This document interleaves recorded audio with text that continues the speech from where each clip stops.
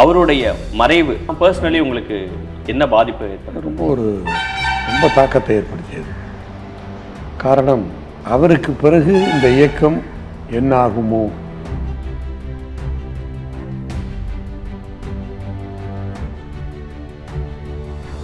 அந்த கான்ஃபிடென்ட்டா நம்ம வந்து ஜெயலலிதா அவர்கள் பக்கம் தான் நிற்கணுங்கிறது அப்போ நடந்த எலெக்ஷன்ஸ் காமிச்சுதான். ஆமாம், சரிஸ்மேட்டிக் பாங்கல்ல, கரிஸ்மேட்டிக் அந்த தலைவருக்கு இருந்த அந்த ஈர்ப்பு, மக்களை ஈர்க்கிற அந்த சக்தி, ஈர்ப்பு சக்தி புரட்சி தலைவர் அம்மாவிடம்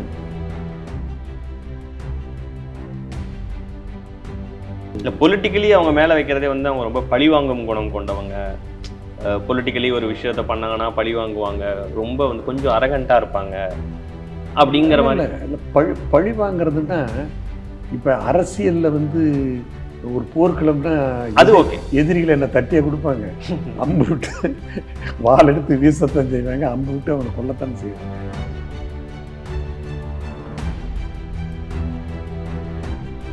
ரெண்டாயிரத்தி ஒன்றில் எனக்கு அவங்க தான் விரும்பி சீட்டு கொடுத்தாங்க. அது இன்னும் சொல்ல போனால், நான் என்னுடைய சொந்த தொகுதியான தாரமங்கலம் தொகுதியை பாட்டாளி மக்கள் கட்சிக்கு ஒதுக்கிட்ட பிறகு கூட எனக்கு வாய்ப்பு கொடுக்க வேண்டும், எனக்கு ஒரு இடம் கொடுக்க வேண்டும் என்பதற்காக பக்கத்தில் இருக்கிற ஓமலூர் தொகுதியிலே என்னை நிற்க வைத்து வெற்றி பெற செய்து அமைச்சராக்கிறார். இன்னும் சொல்ல போனால் எனக்கு அவ்வளவு பொறுப்புகளை கொடுத்தார். நான் அவருடைய அமைச்சரவையில் வகித்த பொறுப்பு இருக்கிறது, சுகாதாரம். அந்த பொறுப்புகளை இன்றைக்கு 6 அமைச்சர்கள் பார்க்கிறார். துறையை நல்லா கவனிப்பாங்க, அப்படி கவனிப்பார் செம்மலை அப்படின்ற ஒரு நம்பிக்கை இருக்குதுங்கிறத நான் எப்படி தெரிஞ்சுக்கிட்டேன்னா, அவர் அம்மாவுடைய பிஏ பிச்சாண்டின்னு கேள்விப்பட்டிருப்பீங்க. எஸ். 1 மணி 1:30 மணி வரைக்கும் ஃபைல் பார்ப்பாங்க. ஓகே. அப்புறம் ரொம்ப டயர்டாக இருக்குது, சரி அடுத்த நாள் பார்த்துக்கலாம் அப்படின்னு சொல்லி பேனாவை க்ளோஸ் பண்ணிவிட்டு, சரி நீங்கள் இன்னொரு நாள் அடுத்து பார்த்துக்கலாம் அப்படின்னு. இல்லை, நம்ம செம்மலை டிபார்ட்மெண்ட்டு அவர் 10 தான் இருக்கு. அப்படியா, செம்மலை டிபார்ட்மெண்ட் கூட கண்ணை மூடிட்டு போட்டலாம். அவர் என்ன பிடித்த சொல்ல, கண்ணை மூடிட்டு நம்ம கையெழுத்து போடலான்னு மூடிய பேனாவை திறந்து இந்த செம்மலத்துறை ஃபைல்லாம் கொண்டாங்க அப்படின்னு சொல்லி கையெழுத்து போடாங்க. என்னதான் இது பண்ணாலும் ஒரு தாய் காப்பாற்றுற மாதிரி ஏதாவது பிரச்சனைனா கூட அவங்க காப்பாற்றுறாங்க. எதாவது சொன்னா கூட நான் போய் சொன்னேன், அதெல்லாம் நான் பார்த்துக்கிறேன்.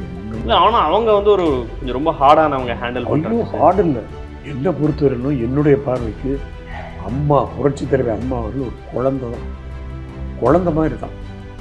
ஹார்டு சொல்ல கூட விடாம நீங்க. ஆமாம்மா, ஐயோ, அந்த வார்த்தையை உச்சரிக்கவே மாட்டாங்க. ஹார்டுன்னே சொல்லுவாங்க. ஆனால் பட்டு இன்டெலிஜென்ட், இந்த கிராஸ்பிங் பவர் பாருங்க, அவ்வளோ இது பண்ணுறாரு.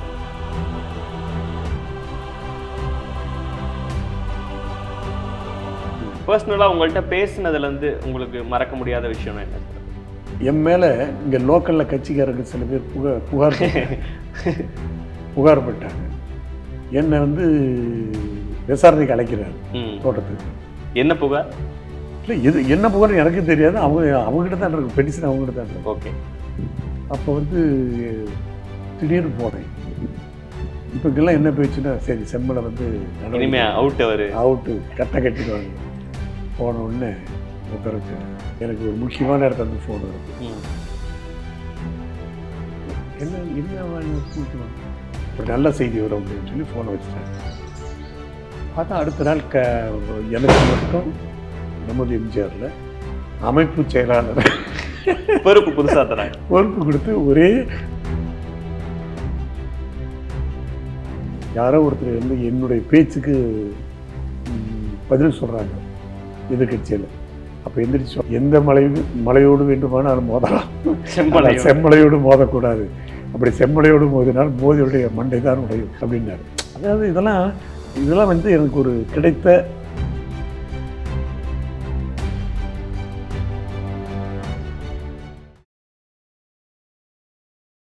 எம்ஜிஆர் அவர்கள் அதிமுகவை உருவாக்கின பிறகு, அதற்கு பிறகு அவர் போட்டியிட்ட எல்லா சட்டமன்ற தேர்தல்களையுமே நீங்களும் போட்டிட்டு இருக்கீங்க. ஒரு டைம் சுயேட்சையாகவும் வெற்றி பெற்றிருக்கீங்க. அவருடைய மறைவு, அந்த ஹாஸ்பிட்டலில் இருந்த சமயங்கள், மறைவு, அதெல்லாம் பர்சனலி உங்களுக்கு என்ன பாதிப்பு ஏற்படுது? ரொம்ப தாக்கத்தை ஏற்படுத்தியது. காரணம், அவருக்கு பிறகு இந்த இயக்கம் என்ன ஆகுமோ என்ற அந்த ஒரு கவலை எனக்கு இருந்தது. அப்படி இருந்தாலும், அதாவது யாரும் எதிர்பார்க்காத வகையில் அவருடைய மறைவு இருந்தாலும், அந்த இயக்கத்தை கட்டிக்காக்க புரட்சித் தலைவி அம்மாவுடைய தலைமை ஏற்ற பிறகு மீண்டும் அந்த நம்பிக்கை எங்களுக்கு வந்துவிட்டது. அதேபோல் அவருக்கு பிறகு, அந்த 2 ஆளுமைகளுக்கு பிறகு, இன்றைக்கு கட்சி இருக்கிற, கழகம் இருக்கிற அந்த நிலையில் ஒட்டுமொத்த தொண்டர்களுடைய ஆதரவோடு மாண்புமிகு எடப்பாடியார் அவர்கள் இப்பொழுது தலைமையேற்றிருப்பது இந்த இயக்கம் சோதனையிலிருந்து மீண்டு ஒரு வலிவோடும் பலமாகவும் இருக்கிற அந்த சூழ்நிலை உருவாகி இருப்பது உள்ளபடியே தொண்டர்களாகிய எங்களுக்கு மகிழ்ச்சி தான். இந்த அணி 2ஆ பிரியும் போது, அவருடைய மறைவுக்கு பிறகு 2ஆ பிரியும் போதெல்லாம் என்ன ஸ்டாண்ட் எடுக்கிறதுங்கிற கன்ஃபியூஷன்ஸ் அதெல்லாம் இருந்ததா? இல்லை, எனக்கு பயங்கரமாக இருந்தது. காரணம், புரட்சித் தலைவி அம்மா அவர்கள் எதிர்கால அரசியலுக்கு சரியான தலைவராக இருப்பார் என்ற அந்த நம்பிக்கை எனக்கு இருந்தது.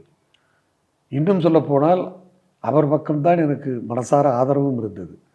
ஆனால் அன்றைய சூழ்நிலையிலே புரட்சித் தலைவர் மறைவுக்கு பிறகு அவருடைய துணைவியார் ஜானகி அம்மையாரை முன்னிறுத்திய போது அவரை புறந்தள்ளுவதற்கோ எதிர்ப்பதற்கோ எங்களுக்கு மனசு வரவில்லை. அதனால்தான் அந்த 2 பிரிவுகளாக ஜாஜே என்று பிரிவு இருக்கும்போது எங்களை போன்றவர்களெல்லாம் ஜா அணியிலே இருக்க வேண்டிய அந்த ஒரு கட்டாயம் ஏற்பட்டது. அதற்கு காரணம் இதுதான், வேறு ஒன்றும். புரட்சித்தருடைய மனைவி அவர்கள் அவருக்கு பிறகு முன்னிலைப்படுத்தப்படுகிறார். அவரை எப்படி நாம் எதிர்ப்பது, அவருக்கு எதிராக எப்படி செயல்படுவது என்று வருகிற போது ஒரு இவர் மீது, அதாவது புரட்சித் தலைவி அம்மா அவர்கள் மீது ஒரு இந்த பக்கம் ஒரு நம்பிக்கை உணர்ச்சி வசப்பட்ட ஒரு நிலைமை இருக்கு. அதனால நம்ம ஒரு ஒரு கட்டாயத்தால் அந்த முடிவு எடுக்க வேண்டிய சூழ்நிலை ஏற்பட்டு, அந்த கான்ஃபிடென்ட்டா நம்ம வந்து ஜெயலலிதா அவர்கள் பக்கம் தான் நிற்கணுங்கிறது வந்து அப்போ நடந்த எலெக்ஷன்ஸ் காமிச்சுதான். ஆமாம், நிச்சயமாக. இல்லை, எலெக்ஷன் வந்து இந்த கரிஸ்மேட்டிக் அந்த தலைவருக்கு இருந்த அந்த ஈர்ப்பு, மக்களை ஈர்க்கிற அந்த சக்தி, ஈர்ப்பு சக்தி புரட்சித் தலைவர் அம்மாவிடம் இருக்கிறது, இருக்கும், எதிர்காலத்திற்கு அது பயன்படும் என்று அந்த நம்பிக்கை எனக்கு இருந்தது. ஆனால் புரட்சித் தலைவர் எம்ஜிஆருடைய துணைவியாகிய மரியாதைக்குரிய ஜானகி அம்மா அவரை முன்னிலைத்திற காரணத்தினாலே வேறு வழி இல்லாமல் அவர் பக்கம் அவரது அணிக்கு செல்ல வேண்டிய அந்த கட்டாயம். ஏன்னா உங்களுடைய எலெக்ஷன் ஹிஸ்ட்ரியில் பார்க்கும்போது நீங்கள் எங்கேயுமே தோல்வி பெறலை. ஒரே ஒரு டைம்னா அந்த பிளவு வந்த நேரத்தில் அப்போ வந்து உங்களுக்கு வந்து உங்களுக்கு ஒரு தனிப்பட்ட செல்வாக்கு இந்த தொகுதிகளில் இருக்குது, சுயேட்சையாக நின்னே வெற்றி பெற்றிருக்கீங்க. ஆனாலும் ஜானகி அம்மையார் கூட நீங்கள் அந்த அணியில் நீங்கள் நிற்கும் போது ஏன் தோல்வி அடையாத சொல்லலாம்? அதுதான் இப்போ மக்கள் வந்து இப்போ அதாவது ஜானகி அம்மையாரா அல்லது புரட்சித் தலைவா என்று ஒப்பிட்டு பார்க்கிற போது புரட்சித் தலைவி அம்மா அவர்களுக்கு மக்கள் ஆதரவு இருந்து விட்டது. எனவே தான் அதில் என்னால் வெற்றி பெற முடியவில்லை. எனக்கு என் மீது மக்களுக்கு நம்பிக்கை இருந்தாலும் நான் இருக்கிற அந்த அணி சரியானதல்ல என்கிற முடிவினாலே எனக்கு ஆதரவு பெருகவில்லை, ஆதரவு மக்கள் கொடுக்கவில்லை. இப்போ இந்த சூழலையும் கூட எடப்பாடி பழனிசாமி அவர்கள் சமீபத்தில் ஒரு ப்ரெஸ் மீட்டை சந்திக்கும் போது ஜானகி அம்மையார் எப்படி வந்து அரசியல்லேருந்து விலகினாங்களோ அப்படி சசிகலா அம்மையார் விலகிடணும் அப்படிங்கிற விஷயங்கள்லாம் சொல்லிட்டு இருந்தாங்க.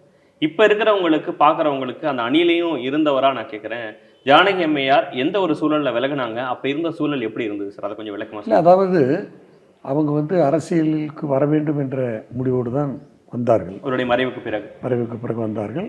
2ஆம் கட்ட தலைவர்கள் அவரை வற்புறுத்தி கொண்டு வந்தார்கள். அவர் விரும்பினாரோ அவருக்கு விருப்பமில்லையோ, விரும்பி வந்தவரோ விரும்பாமல் வந்தவரோ தெரியாது. ஆனால் தலைமையேற்க தயாராகி தலைமையேற்க வந்து விட்டார். ஆனால் அந்த நீங்கள் சொன்னதைப் போல் அந்த தேர்தலிலே அவர் அடைந்த தோல்வி, அதே நேரத்தில் புரட்சித் தலைவர் அம்மா அவர்களுக்கு கிடைத்த வெற்றி, அதை பார்க்கிற போது இனி நமக்கு அரசியல் ஒத்து வராது என்ற அந்த மனதோடு, அது வேறு நபராக இருந்தால் பரவாயில்லை பார்க்கலாம், மீண்டும் அதில் நாம் போராடலாம் என்று கூட நினைத்திருக்கலாம். ஆனால் அவர் தெளிவாக தெரிந்து கொண்டார், நமக்கு இனிமேல் வாய்ப்பு குறைவாக இருக்கிறது, வாய்ப்பு வராது.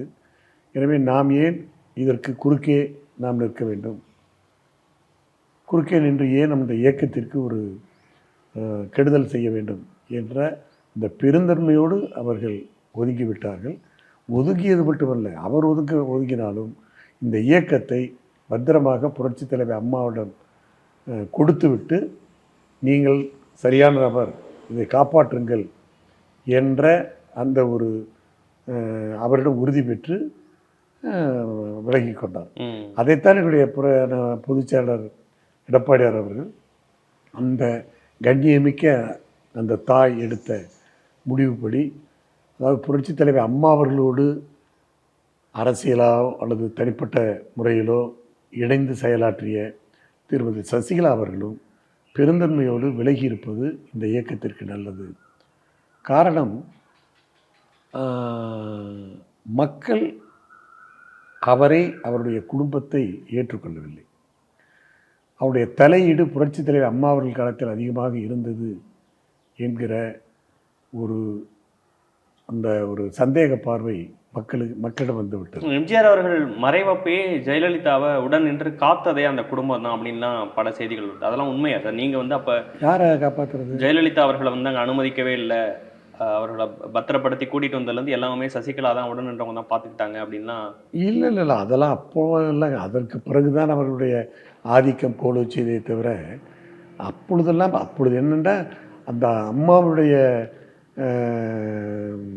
அவர் வந்து அந்த தலைவருக்கு பிறகு ஜானகி அம்மாள் முன்னிறுத்தப்பட்ட பிறகு அந்த இடத்துக்கு புரட்சித் தலைவி அம்மா அவர்கள் வருவதை அந்த இரண்டாம் கட்ட தலைவர் விரும்பாத காரணத்தினாலே அந்த துக்க நாளிலே ஒரு சலசலப்பு ஏற்பட்டதை தவிர, அவர்களோடு இவரை காப்பாற்றினார்கள், இவர்கள் தான் அதற்கு காரணமாக இருந்தார்கள் என்பதெல்லாம் நான் ஏற்றுக்கொள்ள முடியும். ஏன் சார் ஜெயலலிதா அவர்கள் வந்தோடனே எல்லாத்தையும் அக்செப்டன்ஸ் சொல்லலாம்? நீங்கள் சொல்கிற இந்த இரண்டாம் கட்ட தலைவர்கள் யாராவது பேர் சொல்ல முடியும்னா நீங்கள் சொல்லலாம், இல்லை வேணானாலும் தவிர்த்தரலாம்.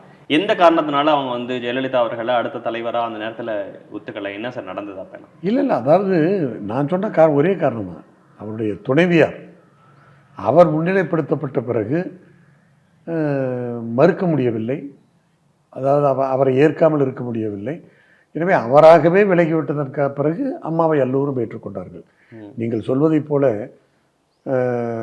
ஜானகி அம்மாவை யார் யார் முன்னிலைப்படுத்தினார்களோ அவர்களே ஜானகி அம்மா அவர்கள் அரசியலை விட்டு பெருந்தன்மையோடு விலகிய பிறகு அதே அந்த இரண்டாம் கட்ட தலைவர்கள் புரட்சி தலைவர் அம்மாவை ஏற்றுக்கொண்டார்கள். இது குறுக்கே நின்றது அவருடைய தலைவருடைய மனைவி என்கிற அந்த ஒரு உணர்ச்சி வசப்பட்ட நிலை, அந்தஸ்து தான். ஓகே, மற்றபடி வேற ஒன்றும் அதை நம்ம கம்பேர் பண்ணவே முடியாது. அவர் ஒதுக்கிவிட்ட பிறகு அடுத்தது கட்சிக்கு இவர் தலைமை தாங்குவதாலே நமக்கு பாதிப்பு ஏற்படாது, கட்சி காப்பாற்றப்படும் என்ற அந்த நம்பிக்கையோடு அத்துணை தலைவர்களும் மறுபடியும் புரட்சி தலைவர் அம்மா அவர்களை ஏற்றுக்கொண்டார்கள்.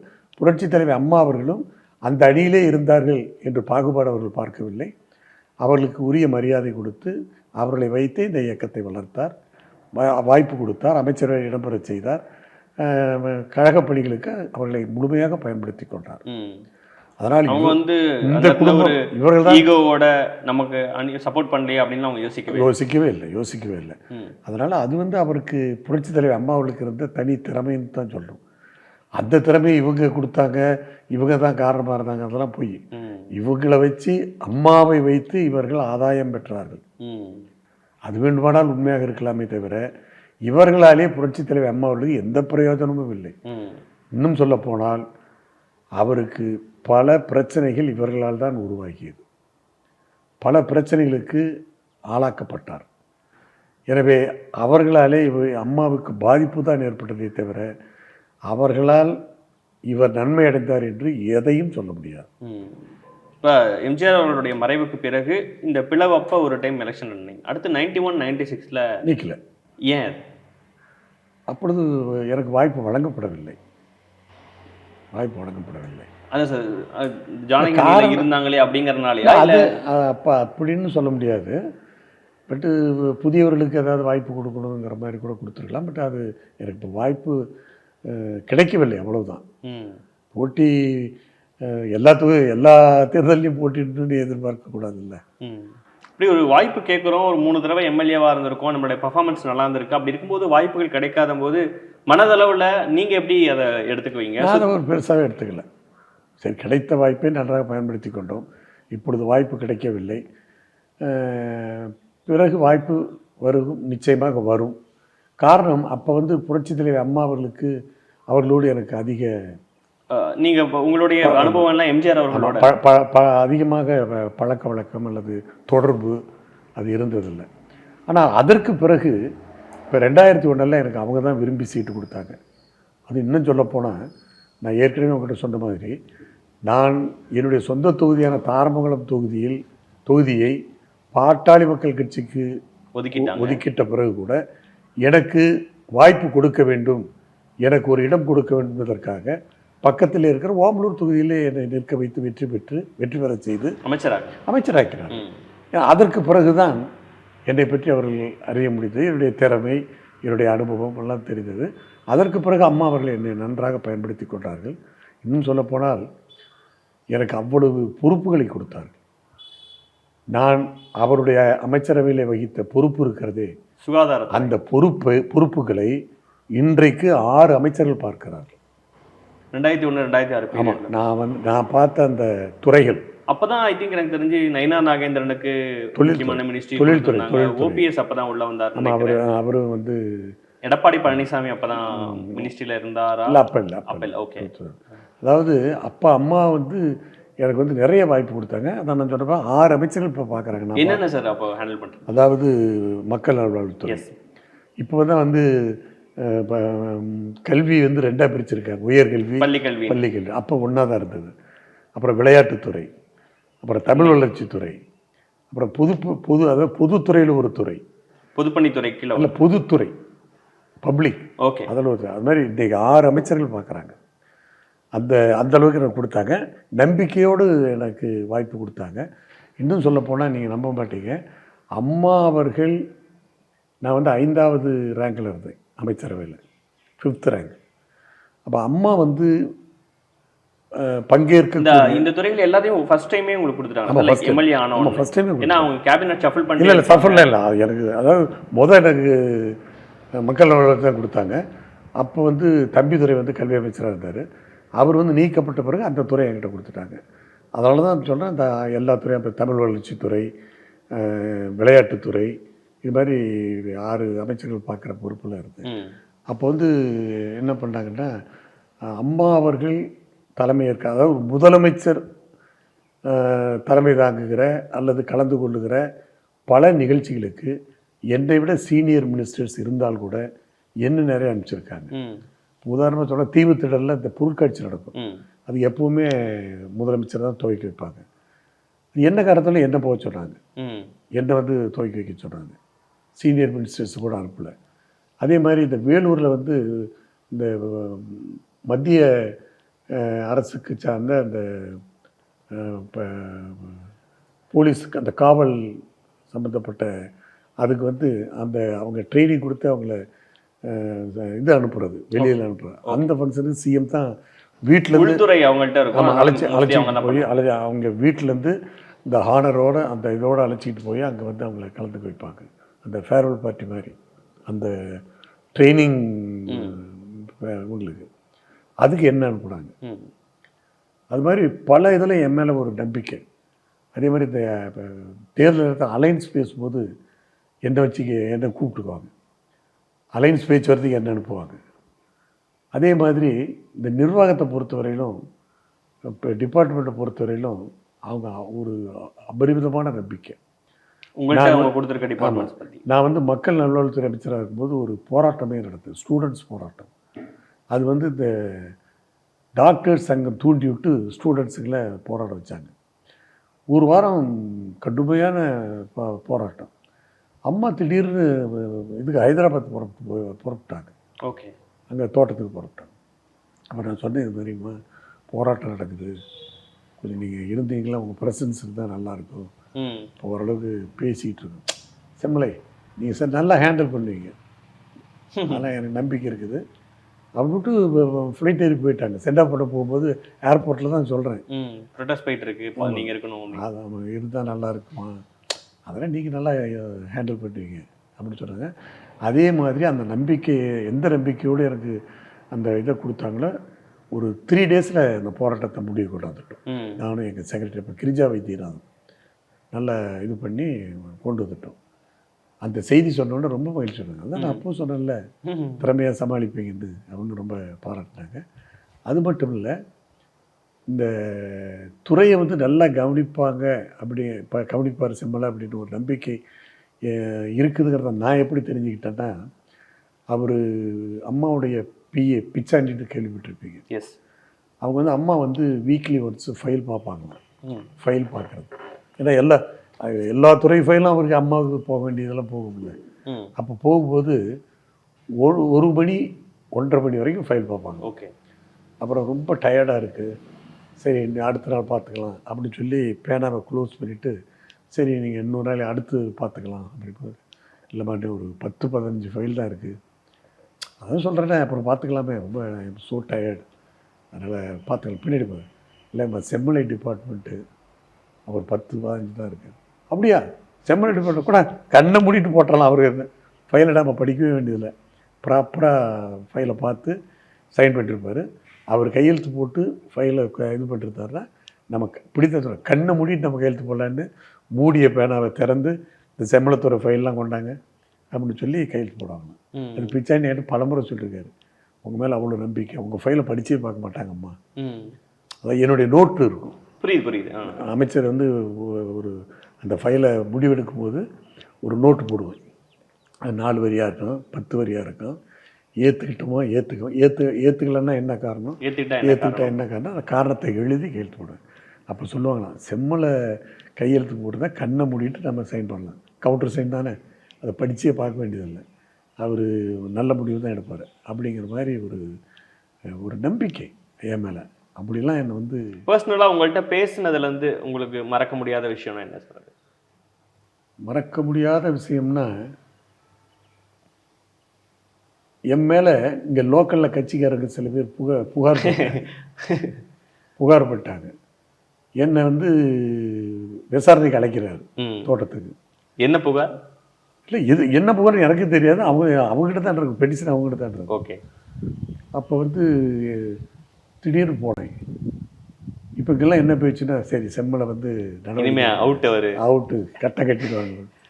போன உடனே உட்கார வச்சு, என்னம்மா இல்லை உங்கள் மேலே புகார் வந்திருக்குது, நான் நம்பலை, இருந்தாலும் உங்களுக்கு தெரிவிக்கிறேன் அப்படின்னு சொல்லிவிட்டு நீங்கள் போங்க நான் பார்த்துக்கிறேன் அப்படின்னு சொல்லிட்டு, அப்புறம் வந்தால் எல்லாருக்கும் வந்து ஒரு பரவலாக ஒரு இது என்ன, செம்மலை வந்து நடவடிக்கை தோட்டத்துக்கு கூப்பிட்டாங்கன்னா அவ்வளோதான், இனிமேல் முடிச்சுட்டாங்க.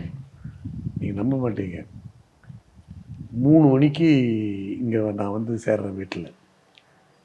அம்மாக்கிட்ட சாயந்தரம் இன்டர்வியூ முடிச்சுட்டு விசாரணை முடிச்சுட்டு 3 மணிக்கு வந்து ட்ரெயினில் வந்து வீட்டுக்கு வர்றேன். எனக்கு ஒரு முக்கியமான இடத்துல இருந்து ஃபோன் வருது. என்ன முக்கியமான ஒரு நல்ல செய்தி வரும் அப்படின்னு சொல்லி ஃபோனை வச்சுட்டாங்க. பார்த்தா அடுத்த நாள் எனக்கு மட்டும் நமது எம்ஜிஆரில் அமைப்பு செயலாளர் பொறுப்பு புதுசாக தராங்க. பொறுப்பு கொடுத்து அன்றைக்கி ஒரே அறிவிப்பு தான். அதை கூட பிஏ அங்கே இருக்கிறதுன்னு சொன்னாங்க தோட்டத்தில். அதை இது கூட மற்றவங்களுக்கு தெரியக்கூடாதுன்னு சொல்லி இவங்களே கைப்பட எழுதி கவர் போட்டு ஒட்டி நேராக கொண்டு போய் நமது எம்ஜிஆரில் கொடுத்து பப்ளிஷ் பண்ண சொல்லுங்கள், இது யாரும் கவரை பிரிக்கவே கூடாது அப்படின்னு சொல்லி கொடுத்து அனுப்புனாங்க. அதனால் என் மேலே புகார் வந்தாலும் அவங்க நம்ப மாட்டாங்க. என்ன தான் இது பண்ணாலும் ஒரு தாய் வந்து காப்பாற்றுற மாதிரி ஏதாவது பிரச்சனைனா கூட அவங்க காப்பாற்றுறாங்க. எதாவது சொன்னா கூட நான் போய் சொன்னேன், அதெல்லாம் நான் பார்த்துக்கிறேன். ஆனால் அவங்க வந்து கொஞ்சம் ரொம்ப ஹார்டானவங்க ஹேண்டில் பண்ணுறாங்க. ஹார்டு இல்லை, என்னை பொறுத்தவரையிலும் என்னுடைய பார்வைக்கு அம்மா புரட்சி தலைவி அம்மா அவர்கள் ஒரு குழந்தை மாதிரி தான். ஹார்டு சொல்ல கூட விடாம நீங்க. ஆமாம்மா, ஐயோ அந்த வார்த்தையை உச்சரிக்கவே மாட்டேன் நான். அவன் ஹார்டுன்னே சொல்கிறேன். ஆனால் படு இன்டெலிஜென்ட், இந்த கிராஸ்பிங் பவர் இருக்கு பாருங்க, அவ்வளோ இது பண்ணுவாங்க. ஏதாவது ஒரு இது சொன்னால் கூட டக்குன்னு புரிஞ்சுக்குவாங்க. அந்த விளக்கமே சொல்ல குழந்தைத்தனமாங்கிறது வந்து நீங்க சில விஷயங்களை கவனிக்காம சொல்ல மாட்டீங்க. அது எதன் அடிப்படையில் அப்படி குழந்தைன்னா லைக் மனதளவுல அதாவது குழந்தைக்கு வந்து கள்ளங்கப்படம் இருக்காது இல்லையா? குழந்தையும் தெய்வமும் ஒன்று அப்படின்னு சொல்ற மாதிரி கள்ளங்கப்படம் இருக்காது. மற்றவங்க மேல ஒரு பொலிட்டிக்கலி அவங்க மேல வைக்கிறதே வந்து அவங்க ரொம்ப பழிவாங்கும் குணம் கொண்டவங்க. பொலிட்டிக்கலி ஒரு விஷயத்த பண்ணாங்கன்னா பழி வாங்குவாங்க. ரொம்ப வந்து கொஞ்சம் அரகண்டா இருப்பாங்க அப்படிங்கிற மாதிரி. இல்லை பழி வாங்குறதுன்னா இப்போ அரசியலில் வந்து ஒரு போர்க்களம்னா அது ஓகே. எதிரிகளை என்ன தட்டியை கொடுப்பாங்க, அம்பு விட்டு வாள் எடுத்து வீசத்தான் செய்வாங்க, அம்பு விட்டு அவங்களை கொல்லத்தானே செய்வாங்க. அதனால் அரசியல் ரீதியாக சந்திக்கும் போது எந்த எதிர்ப்பையும் அவங்க எதிர்கொள்வாங்க. அரசியல் எதிரிகளுக்கு அவங்க சிம்மம் சொப்பணும். ஆனால் என்னை போன்ற ஒரு அதான் நல்ல நேர்மையான தொண்டன், ஒழுக்கமான தொண்டன் அப்படி இருந்ததுன்னா அவங்களுக்கு வந்து ரொம்ப பிடிக்கும். நீங்கள் ஒரு சின்ன இது கூட இப்போ நீங்கள் கூட வந்தீங்க, நான் உங்கள்கிட்ட சொன்னேன் டீ காஃபி கூட குடிக்கிற பழக்கம் இல்லைன்னு. இப்போ தெரிஞ்சுக்குவீங்க என்னை பற்றி. ஆனால் அம்மா வந்து அவங்க ஏதாவது மீட்டிங்கில் நாங்கள் போய் உட்காந்துட்டு இருக்கும்போது அவங்க அந்த பணிப்பெண் வந்து அவங்களுக்கு எல்லாத்துக்கும் காஃபி கொடுப்பாங்க, எல்லாத்துக்கும் கொண்டு வந்து தட்டில் வச்சு. அப்போ அந்த பொண்ணு எல்லாத்தையும் கொடுக்கும்போது செம்மலை காஃபி டீ குடிக்க மாட்டார், அது ஹார்லிக்ஸ் போட்டுவான்னு சொல்லுவாங்க. ஞாபகம் வச்சுருப்பாங்க உங்களுக்கு? ஞாபகம் அவசியமே கிடையாது. அவசியம் கிடையாது. இப்போ என்கிட்ட அந்த அம்மா சொன்னால் நான் காஃபி குடிக்குமா, அந்த பணிப்பேர் வந்து சொல்கிறாங்கன்னா கொடுக்கும்போது நான் வேண்டான்னு சொல்லி தவிர்த்துருக்கலாம். தவிர்த்துட்டுன்னா நாங்கள் குடிக்காமல் உட்காந்துட்டு மற்றவங்களாம் குடிப்பாங்க.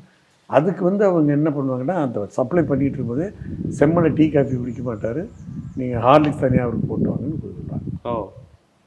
அப்போ அந்த விருந்தோம்பல் எப்படி வந்து இதெல்லாம் வந்து அவங்க வந்து ஒரு எப்படி வந்து ஒரு தொண்டனை அப்போ அமைச்சராக தான் இருந்தேன், எப்படி அவங்க அதை ட்ரீட் பண்ணுறாங்கிற அந்த ட்ரீட்மெண்ட்டை சொல்கிறேன். சின்ன சின்ன விஷயத்தில் கூட ஒரு இது இருப்பாங்க. அதே மாதிரி இந்த அலைன்ஸ் பேசும்போது என்கிட்ட தான் விடுவாங்க. அதை இப்போ ரொம்ப கெட்டிகாரத்தனமாக நான் முடித்து கொடுத்துருக்கேன். அது ஒரு சமயத்தில் இடதுசாரி கம்யூனிஸ்ட், அந்த இடதுசாரி கம்யூனிஸ்ட் தலைவர்கள்லாம் ரங்கராஜன், இப்போ இருக்கிற டி.கே. ரங்கராஜன், இப்போ இருக்கிற பாலகிருஷ்ணன், அப்புறம் இன்னொருத்தர் அவர் எல்லாம் வந்தாங்க. பண்ருட்டியார் அந்த எங்களோட இருக்கிறார், அவர் கூட சமாளிக்க முடியல. கடைசியாக நான் சொன்ன முடிவை அவங்க இப்போ தட்ட முடியாமல் ஏற்றுக்கிட்டாங்க. அது ரொம்ப நீண்ட விளக்கமாக சொல்லலாம் தேவையில்லை. அது அம்மா ரொம்ப அப்ரிஷியேட் பண்ணாங்க. ஈஸியாக ஏன்னா அம்மா உட்காந்து முடிக்க முடியாத இப்போ மேலே போயிட்டாங்க. ஓகே, நீங்களே பார்த்துக்கிட்டு. அதாவது ஒரு 10 மணிக்கு ஆரம்பித்த கூட்டம் காலையில் 5:30 மணி தான் முடித்தோம். அந்தளவு ரொம்ப டேக்ட்ஃபுல்லாக அவங்கள சம்மதிக்க, அந்த 3 கம்யூனிஸ்ட் தலைவர்களையும் சம்மதிக்க வச்சு அவங்க லைன்லேயே போய் எங்களுடைய பொசிஷனுக்கு தக்க வச்சுக்கிட்டு அவங்களையும் சங்கடம் இல்லாமல் அது மாதிரி அலைன்ஸ் முடித்தோம். என்ன ஒரு அம்மா மாதிரி நீங்கள் சொல்லும் போதே வந்து நீ ஹார்ட்னு கூட சொல்ல விடாமல் குழந்தைத்தனம் அப்படிங்கிற விஷயங்கள்லாம் சொல்கிறீங்க. குழந்தைத்தனம் இல்லை குழந்தை மனம் மாதிரி கள்ளங்கபடம் இல்லாத ஓகே உள்ளம். கண்டிப்பாக அப்படி இருக்கும்போது நமக்கு உங்களை ஏதாவது பர்சனலாக உரிமையோட அன்போட இருக்கிற அதே நேரம் ஏதாவது கோவப்பட்ட தருணங்களும் நடந்திருக்கும்ல? உரிமையோட கோவப்பட்டது அது ஏதாவது சொல்ல முடியும்? இல்லை அப்படி வந்து என் மேலே கோபம் படல, இருந்தாலும் அந்த கோபம் இருக்கும் இடத்துல குணம் இருக்கிற மாதிரி சில இதெல்லாம் சொன்னாருன்னா என் முகத்தை பற்றி தெரிஞ்சுக்குவாங்க. ஏன்னா அவங்களோட ரொம்ப நம்பிக்கையாக இருக்கிறவன் ஏதாவது சொல்லும்போது என்னுடைய முகம் மாறிடும். அப்போ வந்து அவங்க ஃபீல் பண்ணுவாங்க, அதை வெளியில் காட்டிக்க மாட்டாங்க. என்னை ஆஸ்வாதப்படுத்துறதுக்கு என்னென்ன பக்குவமாக பேசணும் பேசி என்ன, அதாவது அவங்க பேசுகிறது செம்மலையினுடைய மனசை உறுத்தி இருக்குது அல்லது அவருக்கு சங்கடப்படுத்திருக்குது, அது வந்து அவருடைய முகம் காட்டி கொடுக்குது அப்படின்னு சொன்னால் உடனே அந்த முகத்தை பார்த்து தெரிஞ்சு அந்த குறிப்புணர்ந்து என்னை வந்து அதை அப்படியே இது பண்ணிடுவாங்க, கன்வின்ஸ் பண்ணிடுவாங்க. அந்த இது உண்டு, இந்த குறிப்புணர்ந்தே அவங்க இது பண்ணுவாங்க. அது மாதிரி சில அனுபவம் ஏற்பட்டிருக்குது, எனக்கு வந்து அனுபவம் ஏற்பட்டிருக்கு. உங்கள் மினிஸ்ட்ரி சம்மந்தமாக உங்ககிட்ட கேட்ட விஷயங்களில் உங்கள் இன்டெலிஜென்ட் அப்படிங்கிறத நீங்கள் ரொம்ப அழுத்தமாக சொன்னீங்க. எந்தெந்த நேரங்கள்லாம் நம்ம வந்து அவங்கள்ட்ட இன்னும் கவனமாக இருக்கணும், இல்லை சம்திங் அவங்க இன்டெலிஜென்ட்டாக நம்மள்ட்ட இந்த கேள்விகள் கேட்பாங்கன்னு நீங்கள் வியந்த தருணங்கள்லாம்?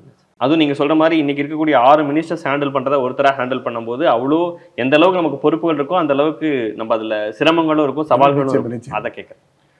அதாவது இப்போ ஒரு என்கிட்ட ஒரு பொறுப்பு கொடுத்தா கரெக்டாக செய்வான் அப்படின்னு அவங்களுக்கு தெரியும். ஒரு அசம்பிளியில் பதில் சொல்லிகிட்டு இருக்காங்க, கவர்னர் உரையில் தான். அப்போ வந்து திமுக சைட்லேருந்து அப்போ கலைஞர் இருக்கிறார். திமுக சைடில் என்ன வருதுன்னா, இந்த தாய் பேர் வச்சாங்க தெரியுங்களா, இன்சியல், தாயோட இன்சியலும் சேர்த்து வச்சாங்க. அப்பாவோட இன்சியல் இருக்கும், தாயோட இன்சியலையும் போட்டு ஒரு ஜீவோ வந்தது. அதை வந்து திமுக வந்து கலைஞர் தான் கூப்பிட்டு வந்தாருன்னு பேசுனாங்க. இவருக்கு டக்குன்னு அம்மாவுக்கு ஸ்ட்ரைக் ஆச்சு. இல்லையா, நம்ம பண்ணுற மாதிரி இருக்குது அப்படின்னு சொல்லி நான் உட்காந்துட்ருக்கிறேன். நான் இப்போ கல்வி அமைச்சர், என்னை கூப்பிட்டாங்க. இது நான் போட்ட மாதிரி இருக்குது, என்னமோ அவங்க சொல்லிகிட்டு இருக்காங்க, அந்த ஜீவோ பார்த்து இப்படியே பாருங்கள் அப்படின்ட்டாங்க. நான் பதில் சொல்கிறதுல கொண்டாங்களா அப்படின்ட்டாங்க. இப்போ என் செக்ரட்டரிகிட்ட நான் வெளியில் போய் வந்து சிஎம் ஆஃபீஸில் உட்காந்து செக்ரட்டரி போட்டால், செக்ரட்டரிக்கு டைரக்டர் பார்க்குறாரு, ஒன்றும் அந்த ஜீவோ இருக்குது, அந்த ஜீவோ இல்லை, கிடைக்கல.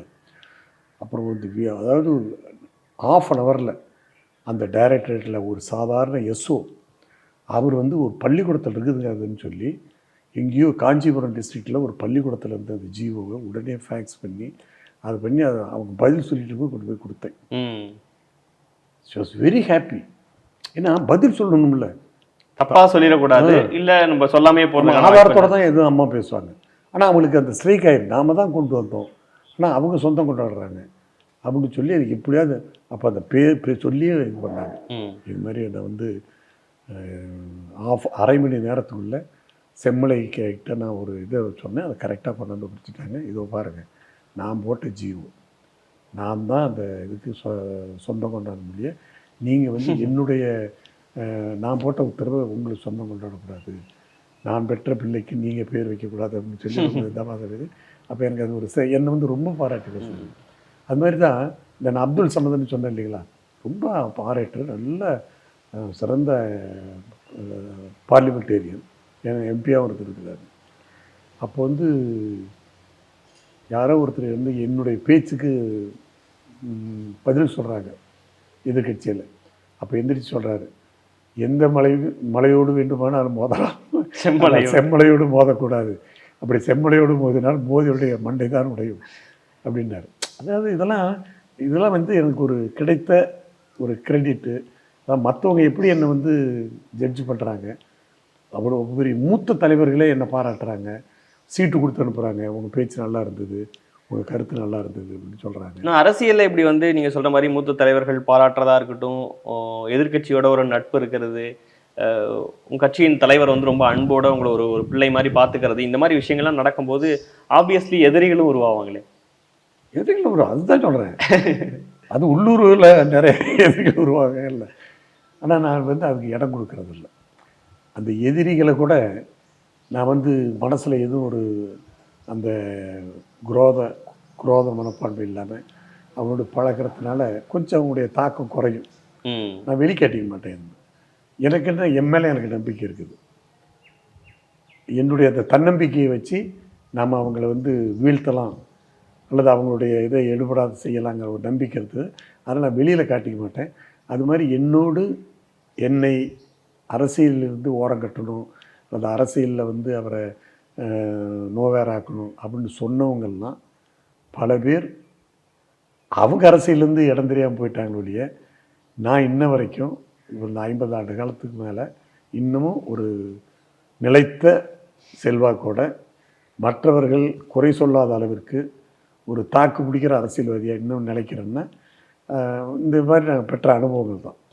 தலைவர்கிட்ட பெற்ற அனுபவம், அம்மாக்கிட்ட பெற்ற அனுபவம், அதே மாதிரி மற்ற கட்சி லீடர்ஸுங்களெல்லாம் பேசும்போது அவங்கக்கிட்ட இருக்கிற அவங்க சொல்கிற கருத்துக்களெல்லாம் உள்வாங்கி நாம் இப்படி இருக்கணும், இப்படி இருக்கணுங்கிற மாதிரி ஒரு என்னையே நான் ஒரு ஷேப் பண்ணிக்கிறேன். ஓகே, ஒரு சிற்பி எப்படி வந்து ஒரு சிலையை செதுக்குற அது மாதிரி இந்த அனுபவங்களின் அடிப்படையில் என்னை நானே செதுக்கிக்கிட்டேன். ஓகே, அதனால தான் ஒரு பாராட்டப்படக்கூடிய ஒரு அரசியல்வாதியாக புரிஞ்சுக்க முடியும் இருக்கிறேன். உங்களுடைய விருப்பமாக டெல்லிக்கு போகணும் அப்படிங்கிறதான் இருந்தது?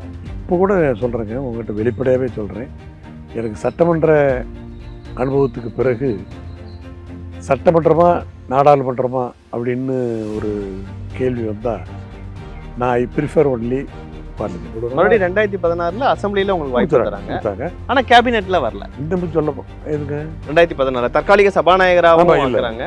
தற்காலிக சபாநாயகராக போட்டாங்க. அதுக்கு சில பேர் ஏதாவது தடுத்துருக்கலாம். ஆக்சிடென்டெல்லாம் இருக்கலாம், இல்லை எல்லாரும் சேர்ந்து ஒரு முடிவு எடுத்தா இருக்கலாம். எடப்பாடி பழனிசாமி முதல்வர் ஆகிறார். உங்களுடைய ஒரு சூப்பர் ஜூனியர்னு கூட சொல்லலாம் அரசியல் லெவலில் பார்க்கும்போது. ஆனால் அவர் ஒரு லீடராக அக்செப்ட் பண்ணிக்கிறது இருக்கும்ல, அது அந்த விஷயங்கள் எப்போ நடந்தது? எடப்பாடி பழனிசாமிக்கு உங்களுக்குமான அறிமுகம்? லீடராக ஆக்ட் பண்ணுறதுல எந்தவித இல்லை, சேலத்தில் செம்மலை மாதிரியான ஒரு சீனியர் அவர்கள் நின்றுருந்தாங்கன்னா செல்வ கணபதிக்கு எவ்வளோ டஃப்பாக இருந்திருக்கும் அப்படிங்கிறதும் பேசுகிறவங்க இருக்காங்கல்ல. மக்கள் அது மட்டும் பேசலை, செம்மலர் தான் ஜெயிச்சிருப்பாருன்னே பேசுறாங்க. அதிமுக முதல் தேர்தல்ல இருந்து இப்போ வரைக்கும் கவனிக்கிறவரா கேட்கிறேன் சார். இப்போ வந்து அதிமுக பிளவுபட்டு இருக்கு, ஈவன் சீனியர் மினிஸ்டர்ஸே போய் எடப்பாடி பழனிசாமிகிட்ட நம்ம எல்லாரும் ஒன்னா ஆகலான்னு பேசுற சூழல்லாம் வந்திருக்கு. இதுதான் கட்சிக்கு நல்லதுங்கிறாங்க. நீங்க கட்சிக்கு எது நல்லதுன்னு நினைக்கிறீங்க? கட்சிக்கு வந்து நான் நினைக்கிற இது என்னன்னா, இப்போ இருக்கிற வழக்கமான பொலிட்டிக்கல் இன்டர்வியூல பேசுற மாதிரி இல்லாம மனதார பேசல, படதாரவே சொல்றேங்க. இப்போ இருக்கிற ஒற்றை தலைமையாவே இருக்கட்டும், ஆனா கட்சிகள் பிளவுபட்டு இருக்கக்கூடாது, எல்லாரும் சேரவே இல்லையே. எங்க பிளவு இருக்குது? பிளவுன்றே சொல்ல முடியாது.